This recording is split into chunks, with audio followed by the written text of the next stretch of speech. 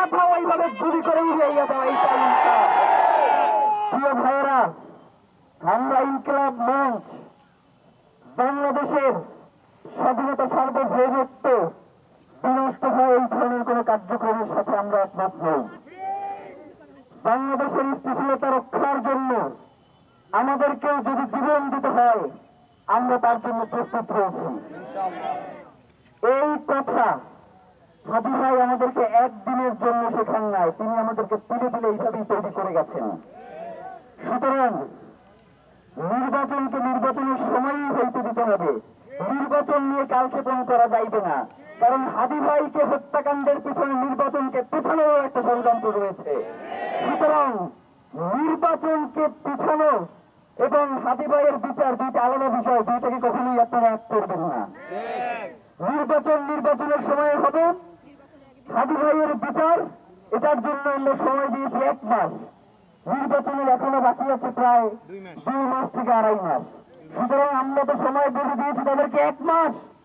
1 মাসের মধ্যে হাদি ভাইয়ের খুনিদেরকে গ্রেফতার করে বিচারের মুখোমুখি করতে হবে এবং নির্বাচনের সময়ে নির্বাচনকে বাস্তবায়ন করতে হবে।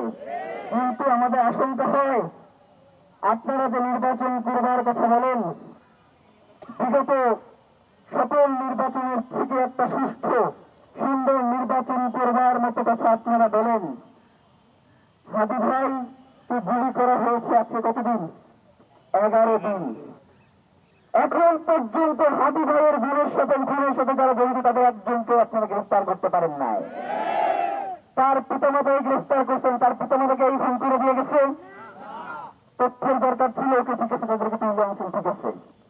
এখন পর্যন্ত মানে ভাইসমিলে দেখেন, একটু আগে দেখলাম যে একটা করছে, সংবাদ সম্মেলন করছে, বলতেছে যে ওসমান হাদির খুনিদের অবস্থান আপনারা নিশ্চিত করতে পারছে, কিন্তু কোন জায়গায় সেইটা বলতেছে না, সে নিশ্চিত করে ফেলছে। মানে 12 তারিখে নিশ্চিত করার জন্য বলছি না তার গ্রেফতার করার জন্য বলছি। ওসমান হাদি ভাইয়ের খুনিদেরকে অতি দ্রুত যদি গ্রেফতার করা না হয়, বাংলাদেশের যে কোনো পরিস্থিতির জন্য এই সরকারকেই দায় নিতে হবে। এই সরকার বলতে খালি ডক্টর ইউনূস। 5 তারিখে বাংলাদেশের সকল রাজনৈতিক দল এবং বাংলাদেশের আইন শৃঙ্খলা বাহিনী এবং ডিফেন্স সবাই মিলে এই রাষ্ট্রের দায়িত্ব নিয়েছিল, ঠিক কিনা? সুতরাং ওসমান হাদি ভাইয়ের খুনিদেরকে যদি 30 কার্যদিবসের মধ্যে এর বিচার সম্পন্ন না করা হয় এবং খুনিদের গ্রেফতার করে জনতার মুখোমুখি না করা হয়, তাহলে এই যতগুলো নাম বললাম সকলকেই দায় নিতে হবে। কারণ সকলের মধ্যে দিয়ে ডক্টর ইউনূস এসেছে এবং অন্তর্বর্তীকালীন সরকার বসিয়েছে। আপনাদেরকে একটা ভুল বোঝানো হয় যে ছাত্ররা এই সরকার গঠন করেছে।